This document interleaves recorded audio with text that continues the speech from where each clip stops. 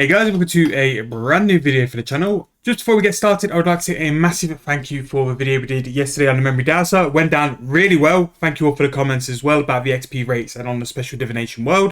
If you haven't seen that video, there will be a link in the corner of the video to go and check it out. I think it went down really well. I think it's something very much worth looking if you're going to purchase the dowser anyway.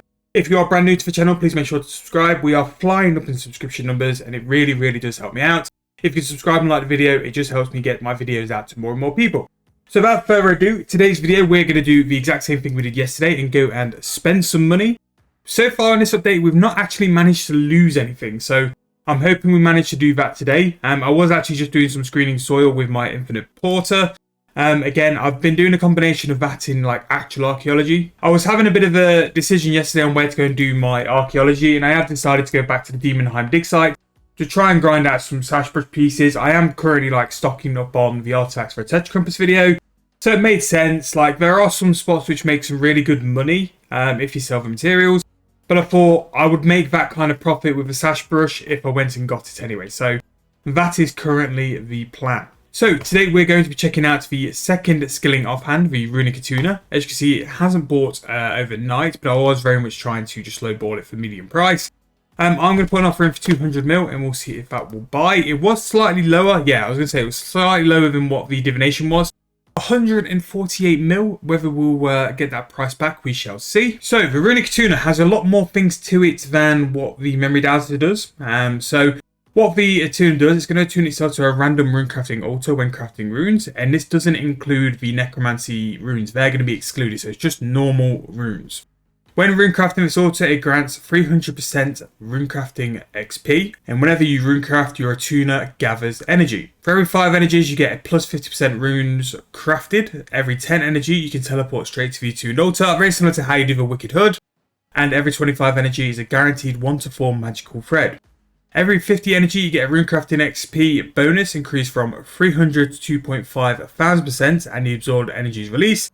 With at least 20 energy, you have a chance to attune to a high level altar, and with at least 40 energy, an increased chance to attune to a high level altar. So, Abyssal Titan currently 17k each, pretty decent if you're looking for a little bit of GP. Basic setup though, Ethereal outfit, the attuner, and I'm going to have the 4-pouch setup with the rune essence as well. So what I'm going to do is just really quickly set everything up and then go and save my presets as well. Like because they've changed this as well with runecrafting, this will be nice and straightforward.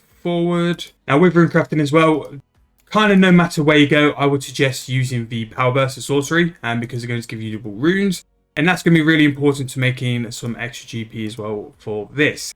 Now I'm going to cheat a little bit. I have the ability to use the Wicked Hood teleports. I believe I've got quite a few stocked in my Rune Ethereal head. Yeah, so we've got a couple today, and I've got a couple Wicked Hood teleports in the bank. So when we've equipped it, it's assigned it as the air altar. Now, if I was to drag that off and take that off and put it back on, does that change the altar I've got? No, so you can't force a certain altar. So air altar is going to be as for a little while. So what I'm going to do is set a, well, I'm just going to do a free run to start with. So because I've got the teleports to the Wicked Hood, we are going to go and set that up now. We're going to go for air altar. So power burst, and let's see if this is going to affect anything. No, it remains at the air altar. And just out of interest as well, how much we make? 110k. Yeah, again, like not the absolute like best, but it's pretty good. So we've absorbed 1 energy. So it'd be quite interesting to see if the energy is related to like how many runs you do. If it's like 1 runecrafting run is 1 energy, because it might be, let's just try and cheese it and we'll see how we get on. Right, so back to war. I'm going to drag the head over here. For the benefit of science, we're going to use some Wicked Hood teleports. Just because the air altar, it's a little bit of a trek, so we'll just use these. So 30 teleports will be very nice. Right click, we'll go to previous teleport. Brilliant. So we'll just run this just so we can see like the different buffs which you're going to get from the tuner. Now as you can see, that's just changed now. So we are now on to death runes. Every run you do is when you gather a different charge. So to get the 50 charges, basically you just need to do 50 runs. We can activate this and go straight to the death altar, although you could use your elf quiver as well. That also takes you to the death altar. Into the death ruins, and I think a really good thing as well is that they're not sort of gatekeeps people from this. If you don't have the ability to do this, you don't have to do this. If you're not able to do death runes, you won't do death runes. I'm going to pin that as well. Let's see what the XP is like. So now to the soul altar. Run. Now, if you haven't done soul runes before, soul runes are a little bit of a ball aching, a little bit, yeah, basically like this. I'll come back once this is done and we'll see where we're going from there. I think after this we'll get a different altar maybe.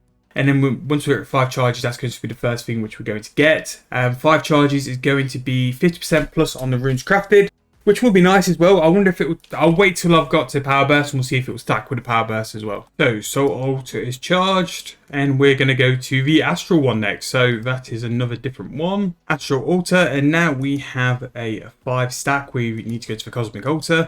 And this just pretty much seems to be how it is. Every other go is going to be a different one, which, you know, fair enough. It seems pretty good. One thing which does make this a bit hit or miss though is that you're not going to be sure on how much XP you're going to be getting an hour. And profit per hour as well is going to be very hard to get. It depends really how many of the higher tier spots you're going to get. Cosmic runes luckily a little bit higher than normal, even though they've had a very big crash. We're going to power burst, see if this will stack with the 50% runes. 420, not sure if that did or not. One thing which is nice though, in the buffs, it does show you your stack as well as the altar you need to go to. So we need to go back to the death altar after this. So what I'm going to do, we're going to go for the full 50 stacks. I'm only going to come back every time I'm going to get a reward from the tuner. So I'll see you at 10 once we've done 10 total runecrafting altars. Now one thing I would say, if you do have the ability to use a Wicked Hood with Wicked Hood teleports, this could be probably the best use of your tuner is to get your teleports out here. But my opinion would be, if I have the Wicked Hood teleports, I want to use it on the best altar possible to get the most GP possible. As you can see here, the body altar is the next one, and that's going to be a little bit of a dud because the body runes aren't very expensive. They're about 30 GP each. So really for us to runecraft the body ones, even with a multiplier, we're probably going to make somewhat of a loss.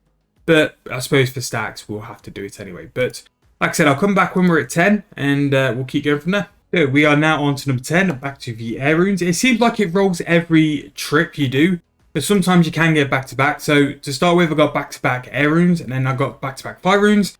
Now we're on to the mine altar. So number 10 has been the ability to teleport to a tuned altar. So I'm going to use this to go to the mine rune afterwards once we've banked. So if we go and teleport, yep, it will teleport us direct to the altar, which is nice. Actually inside the altar as well, which don't get me wrong, the Wicked Hood being outside is not the worst, but it's just a quicker one here. Now, this is one where we could lose GP. That's only going to bring us in like 9k, and I'm pretty sure how many like pure essence we've took, we've actually lost money with that one. But it is what it is. On to the next one. We're going to do water runes. The next one is going to be 25 energy. So we see how we go there. So because we're now over 20 in our runecrafting stack, in terms of 20 energy, we're going to have a high chance at higher tier altars. Which, yeah, as long as I don't get the soul altar, I'm grateful, because the soul altar really does like sort of slow this down. Even though it is slightly more XP. So 25 down, and we actually got our magic thread. You can get between 1 and 4, and of course we got 1. Quite interested to see what the magic thread price is, because I imagine that with this update, a lot are going to come into the game. So if I throw this in a gun exchange, let's see what's going to sell for, because 500k is a decent chunk. Oh, it actually does sell for more than mid, so that's pretty nice. It's a nice little addition, like once you're on a roll, like to get magic thread, because it's going to sort of contribute quite a bit of GP to you. So we're halfway through now the 50 stack. Apart from soul runes though, with the Wicked Hood teleports, you could get this pretty quick. And I was having to think about it as well, like in terms of using this for its full ability, it's going to be lined up more to Abyss runecrafting, because you can get to all the altars through the Abyss quite easy, and that's basically going to be it. If you're going to be doing it like just from normal banks and going to the altars normally, it's going to be a bit of a pain unless you're doing the method I'm doing, which I really wouldn't advise, because I think it's a bit of a waste of Wicked Hood teleports. You're not really gaining a lot by using the Wicked Hood. You could make so much more GP just concentrating on like runes which make bang. So this is going to be our one but last one, so that's 49, and we're going to finish off at the cosmic altar. What I would say, once you hit like 40, you really do get the higher tier altars. I probably got souls about 6 out of 10 times. And a couple of other things as well is that some of these rewards every 5 or 10. So you will get 50% extra runes crafted every 5 trips. And then every 10 as well, you can get the teleport direct to the altar you want to go to as well. So really nice things and additions. I don't think this is good in memory dial, so that's the first thing I would say. Free magical thread though is very nice. That's an extra 1.5 mil to our profit. But it's nice. It gives people a different way of runecrafting. Once you hit 50, it recharges and goes back to 0. And then you start all over again. But yeah, it's not as useful as a memory dowser, in my opinion. It gives people a different way to runecraft, and it gives people a reason to runecraft like elementals and all the other standard runes, and it does bring more standard runes into the game if people really want to use it. But I just think it's not really like how I'd want to runecraft personally. And the reason why I say that is, if I want to runecraft, I want to runecraft for profit, and it does drag you to a lot of the lower tier runes, between 1 and probably about 30. I did quite a lot of lower tier runes, and when you're doing mind runes and body runes, you're actually in negative profit.